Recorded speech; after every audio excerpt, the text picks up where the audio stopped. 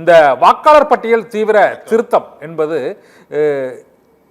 பீகார் மாநிலத்தில் வாக்காளர்களை ஒரு 25 லட்சத்திலிருந்து 32 லட்சம் வரை மொத்தமாக நீக்கியதால் அது நாடு தழுவிய சர்ச்சைக்கு உள்ளானது. இப்போது தமிழகத்திலும் இது தொடங்கி இருக்கிறது. அதற்கு எதிரான போராட்டமும் இன்று நடைபெற்றிருக்கிறது மாநிலம் தழுவிய அளவில்.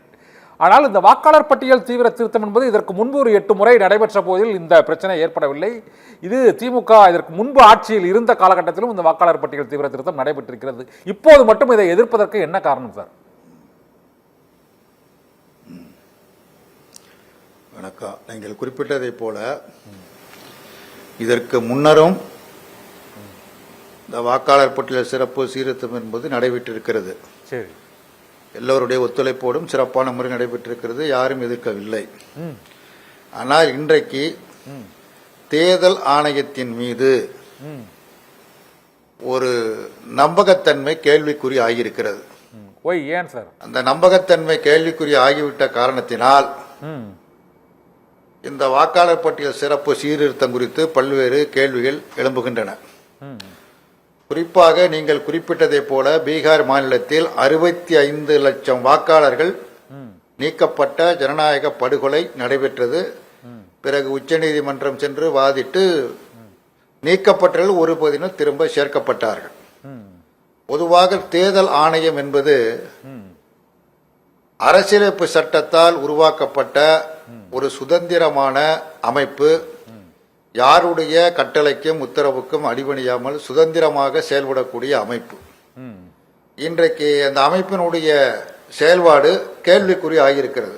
என்ன காரணம் என்று சொன்னால், தேர்தல் ஆணைய உறுப்பினர்களை பரிந்துரை செய்வதற்கு உச்சநீதிமன்ற வழிகாட்டுதலின்படி 3 உறுப்பினர்களை கொண்ட குழுவை அமைக்க வேண்டும்.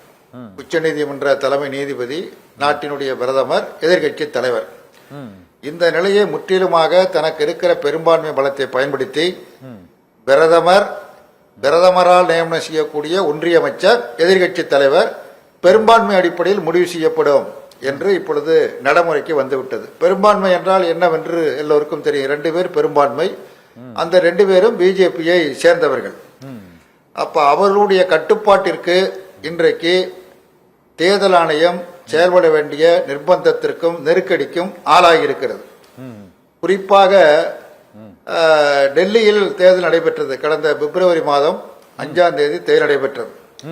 அந்த பேரவை தேர்தலில் நாடாளுமன்ற உறுப்பினராக இருந்து தற்பொழுது டெல்லி பல்கலைக்கழக பேராசிரியராக பணிபுரியும் ராகேஷ் சின்ஹா என்பவர் அங்கே வாக்களிக்கிறார். அதே பேராசிரியர் அண்மையில் பீகாரில் கடந்த 6ஆம் தேதி நடைபெற்ற தேர்தலில் இங்கேயும் வாக்களிக்கிறார். இந்த வாக்களிப்பு என்பது எதோ ரகசியமானதல்ல.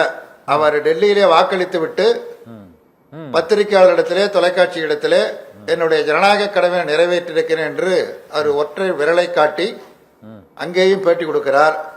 இங்கே பீகாரிலேயும் வாக்களிக்கிறார். இடைப்பட்ட 4-5 மாதங்களுக்குள்ளாக பிப்ரவரி, இப்பொழுது நவம்பர், 2 மாநிலத்தில், ஒரே மாநிலத்தில் கூட இல்ல, 2 மாநிலத்தில் ஒருவர் நாடாளுமன்ற உறுப்பினராக இருந்தவர் தற்போது பேராசிரியராகவும் பணியாற்றி கொண்டிருக்கிறார். அவர் வாக்களிக்கிறார்.